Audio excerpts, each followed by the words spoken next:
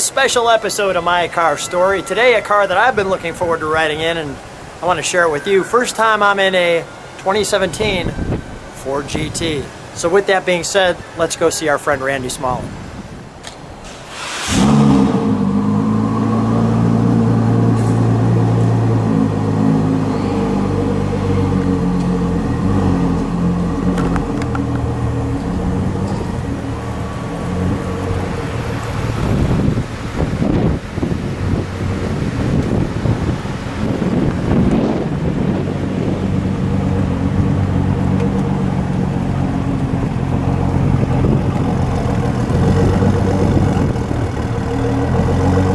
I'm Lou with another episode of My Car Story, and today I'm with no stranger to the channel, Randy Smalley. Randy, good to see you again. Lou, good to see you too. Always a treat when we're with Randy. Now you say iconic cars, you say a car that I've been waiting for.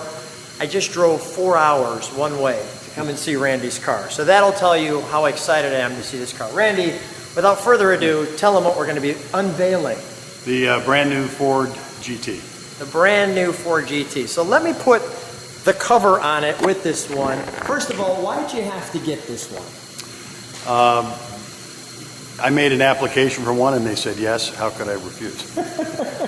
You also have a 2005. That's correct, and that was one of the pretty big criteria when they chose who could buy the new ones, is who bought the old ones. And Ford also said that you needed to be on YouTube and the social media, and thankfully we had that car on social media so they could see that. Yes. So now let's show the new Ford. Step right alongside me, we'll talk. Now, I love this feature of your car. They give you a optional factory cover that we put on it to unveil it. And tell me about this right here. This is great what you said. That's the VIN number of the car. It's a 2017. That's the 43rd car built. It was actually built in the 30th position, which matches my 06, which is serial number 30, which I thought was kind of kind of Ford to do that. That was very nice of them to do that. But you told me something about when we were putting the cover on. What did you say about it? The reason they put these VIN numbers on their cover is in case you have two, you know which one to uncover. I love that. Yeah, we need two. So let's unveil the car. I'm going to let you pull it back. There's a little bit of a science to it. Okay, go ahead. You do the science. I'm going to sit back and enjoy. Correctly. It's a very soft cover, so unfortunately, damage and scratching of the vehicle. My heart's actually beating a little faster.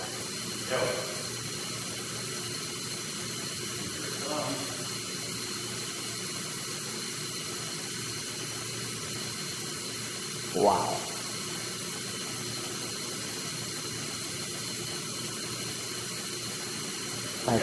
That's just wonderful.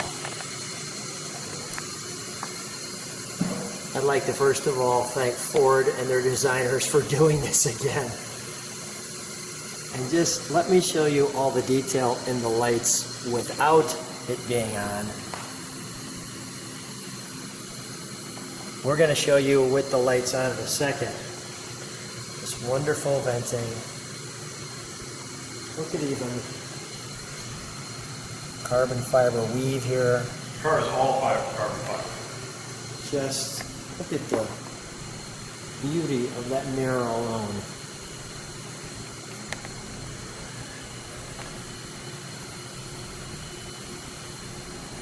Really? It's a supercar, and you can actually see out of the mirrors. It's very nice.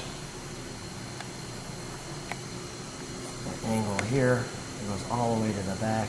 I want to take one step back so people can take that angle in. Those vents on the side are for the intercoolers, the oil cooler and the intercooler for the engine. Okay. Tell me a little story with these calipers too. There's something special about the red. Well, when I ordered this car, I wanted to look exactly like my 05, which had red calipers. And originally when I ordered them, red calipers were not available. So I offered to pay an extra charge for them, which they did. And now red calipers are standard. You gave them the idea. They said, let's do this. Let's step back for one moment. Well, they're carbon fiber brakes, and usually carbon fiber brake calipers are yellow. Is there a reason why they're yellow? Just to identify them as carbon fiber. I think Porsche started that back in the day. Wow. Wow, wow, wow, wow, wow. I want to show this, and we're going to open that up in a second. That's an EcoBoost V6, twin turbo, 647 horsepower. Does this open several ways? Is it here and there, or how's it? It opens actually with the key Let's fob. do this. Okay, let's actually open up the back door there so I can get a...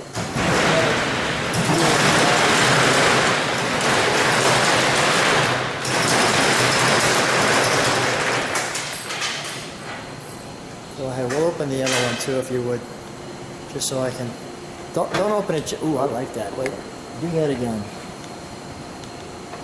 Oh, that's cool, like a ring of fire. Let me just show inside the exhaust there.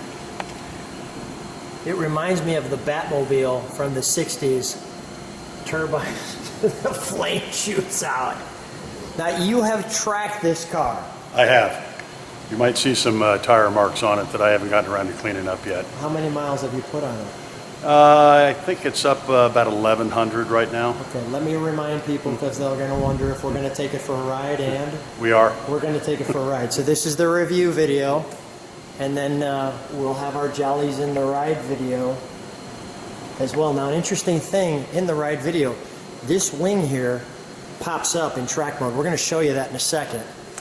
But I just want to show you, this is ventilation here. Flows through from the brakes for brake cooling. That's amazing. Aerodynamics were the top priority for Ford when they designed this car. Look at all the venting down there. And of course, this is the car that went to Le Mans on the 50th anniversary of Ford's victory there. And won again. And one again with a 6-cylinder.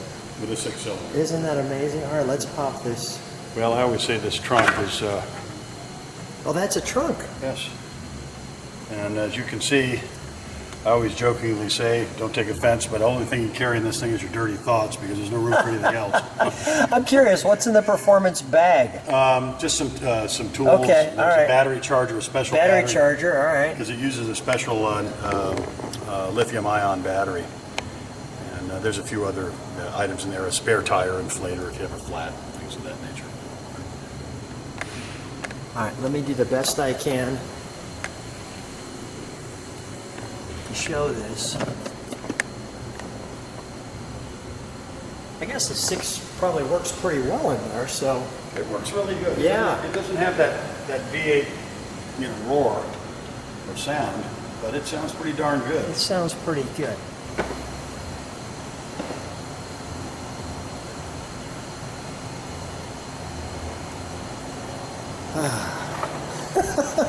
Wow. Regular fuel? Regular fuel. What, 91 or 93? Well, it'll run on 91, but it says 93. 93. And open the door. It's electric door opener. Push in there. Push in and just pull up. Pull the door up. And then that one thing I saw right off the bat is that, which there's that big hole there in the door. Well, underneath the front of the car, if you could get up under there, you'll see it's all Yeah, open sure. and it's all aero up there. That screen is an aftermarket accessory to keep the rocks from damaging the side of the car. But that's all open in there now. It's all part of the aerodynamic setup for the car.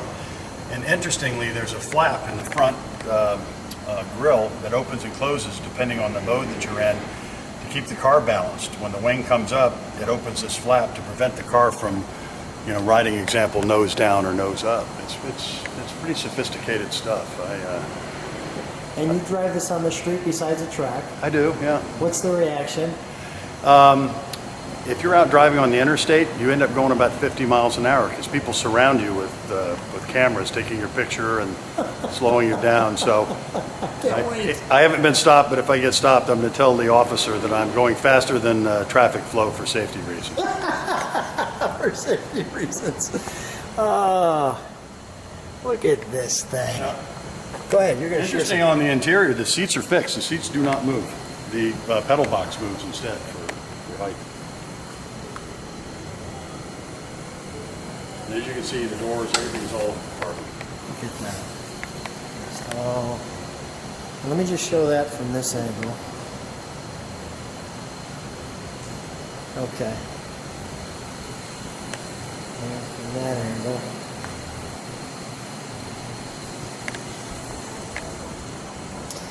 All of our,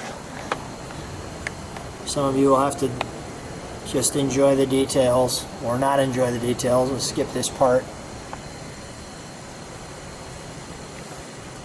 This car is a 2017, and that's what the H stands for. H is the letter series for the year 2017. And again, this is the 43rd chassis number. And they only built somewhere in the range of 120, maybe 125 cars in 2017. They missed their goal of 250. So now they're building 2018s, which you will notice, if you see them, you'll see a number J for the next year.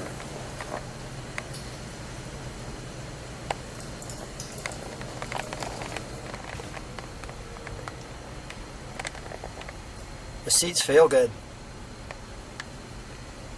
I mean, they feel real nice. All right, I'm going to look over your shoulder while you start it. Okay. And this is the only way to get in it without killing yourself. Okay. But it's actually, the entry and egress is pretty simple. And over here on the wall, there's a strap, if you can see it right here underneath my leg, and you pull this, and it pulls the pedal box towards you, releases the pedal box. So instead of adjusting the seat, you can turn around and pull the pedal back towards you, or you push it away depending on what your... what you want to do. Yes, what you want to do. And I'm going to just turn the ignition on. That's jar. You want me to shut that? I can get it just that. Okay, so this is the mode. How did you adjust For that? there's a button right here. Okay. But so this is normal, and you'll notice that if you shine your camera on there, you'll notice that things change. Miles per hour goes to the center under normal and gear to the right. When you put it into performance, it goes to gear. You use this? A little rotator wheel. Okay. Now it goes to tell you what gear is in miles per hour to the right. And then if you actually take it over to wet, it changes it again. So all of the things change, the RPMs, the shifting settings, and everything. And there I have 837 miles. 837 miles, okay. That's it. So I apologize, I've got my cars. And then they have another mode over here, it's called track.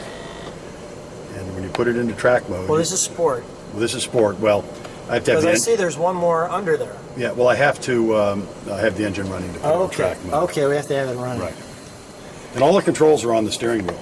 Except for GPS and comfort controls, everything's up here. Turn signals, windshield wipers, everything.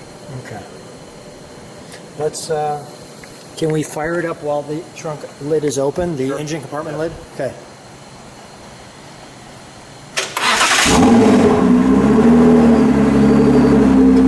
Let's just listen to the different modes.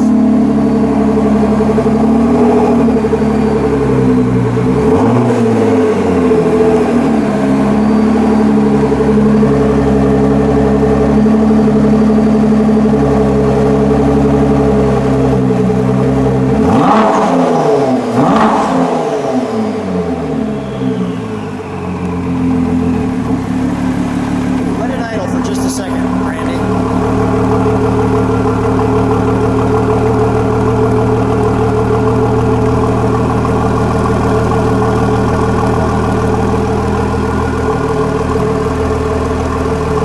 Can you put it in sport mode and give it a rev?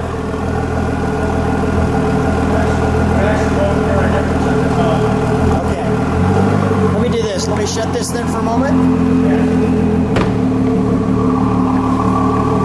I want to show something that happens. If you shut that door for a second, let's put it in track mode. Let's show them what happens. Give me just a second. Put it in track mode.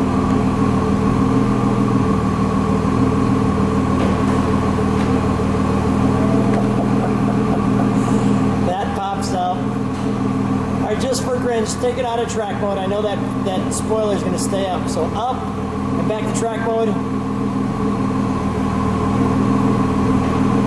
Back down. Let's give it a little rev in track mode, shall we?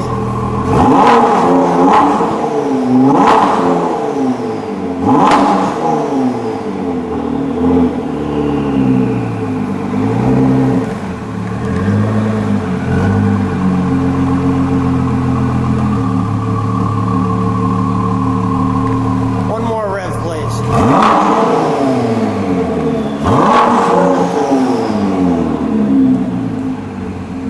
Want to show those headlights?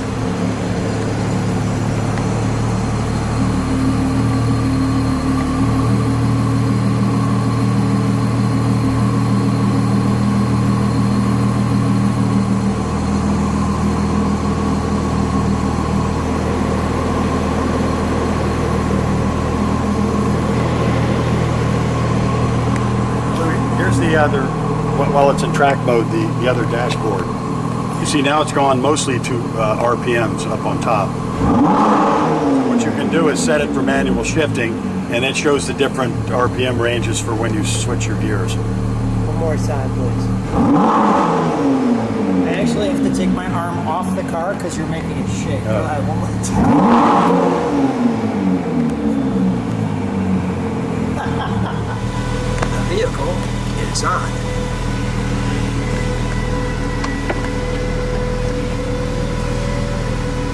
You know, I forgot to talk about the VMAX mode. They have a wide open mode for top end.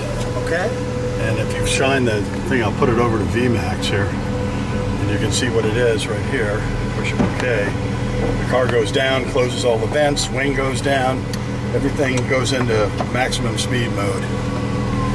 And this is where you notice it's all RPM related, and gives you all your gauges for heat and boost. And supposedly the car goes 216 miles an hour at that mode.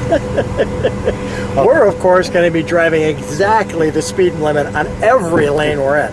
That's pretty cool. I just felt the whole car jump up. So now we're going to go to normal mode. All right. I'm going to lift the nose. All right. Because we got to go out over a curb. Put it in drive. Front left active. Turn that off, and then away we go.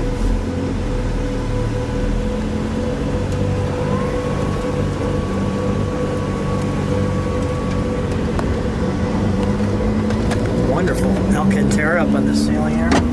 Drop the nose back. Put the windows up so we don't hear all the air noise. Here too. Look, put your hand under there. So it turns out that's the only part of the car that's not carbon fiber, and the reason it isn't is because of they needed it for, and I'm not really understanding this completely, but like a radio plane, so that the radio would work properly. With carbon fiber, there was no reflection for the antenna. This is in regular mode? This is normal mode, yes. It's got a nice sound. Yes. Turbocharged V6. And as again, you can see all the controls are here on the dash: wipers, flashers, turn signals. So you never have to remove your hands from it. Is there anything up here? Any RPMs or anything? When you get to the RPM limit, this is where it flashes up first. So it flashes up there. Gives you a shifting mode. See, that's what I was talking about, everybody taking pictures. Well, we're going to see that firsthand. There's out the mirror. Look at the wing out the mirror.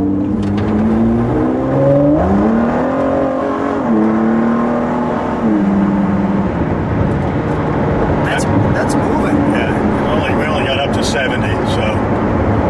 But this is public streets. I'm sorry, we only got up to 37. 37, exactly. That's what I meant to say. Yeah. Slip of the tongue. And we still got 45 there. Yes. So yeah. Oh man, it gets right to the speed limit. And you notice the rear end stepped out a little bit. I did, yeah. We got a little tail movement there. And it is a 7-speed. We're in 6 now. See, it doesn't even want to stay in 7th. It keeps wanting to come back down. It's saying no, not right now. How long did it take you to understand this steering wheel? Not long. It's actually pretty intuitive. They did a really good job of design, I think, anyway. And I think the car's very easy to drive. I mean, it is so stable. When I was on the track, the car would go into these nice little slides, and really, I see everybody's giving you the thumbs up. The Chevrolet guy, by the way. Yeah, which is nice. Yeah. Everybody just enjoys this one.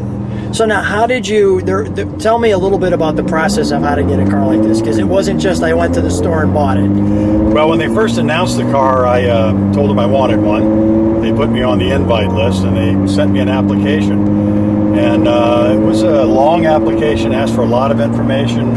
You know, how many Fords have you owned? And I've owned a lot of Fords in my life. The very first car that I ever had was a 1967 Mustang. Nice. And one of the qualifications too was that you had to have a Ford GT.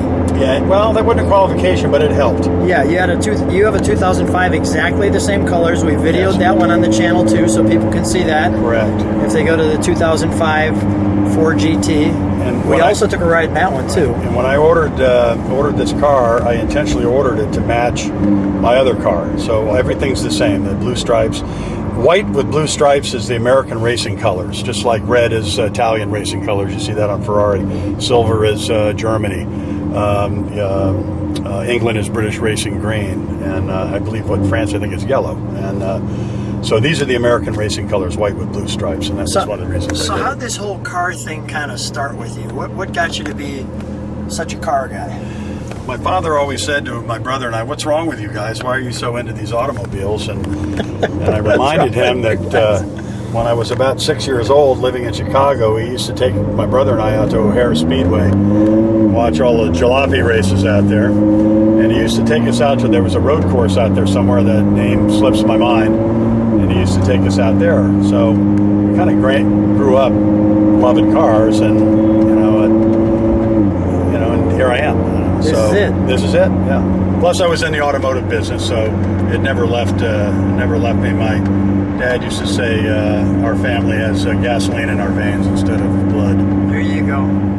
What would happen? I'm just curious, and we're not going to do it. But Right. what would happen what happens when you do it? The car just squats and takes off like a rocket. runs right to red line and auto shifts itself.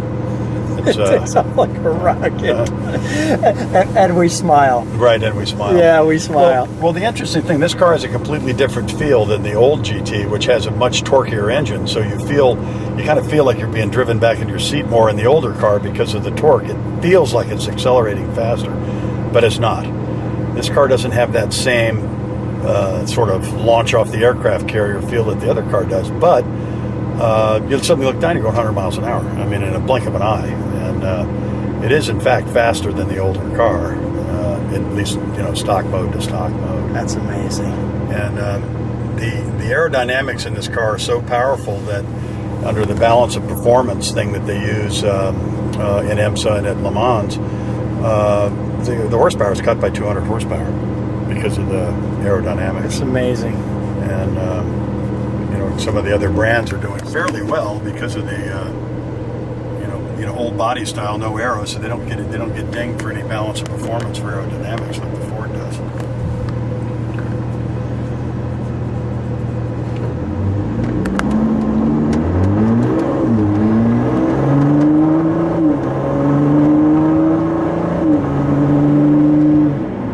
That sounds wonderful.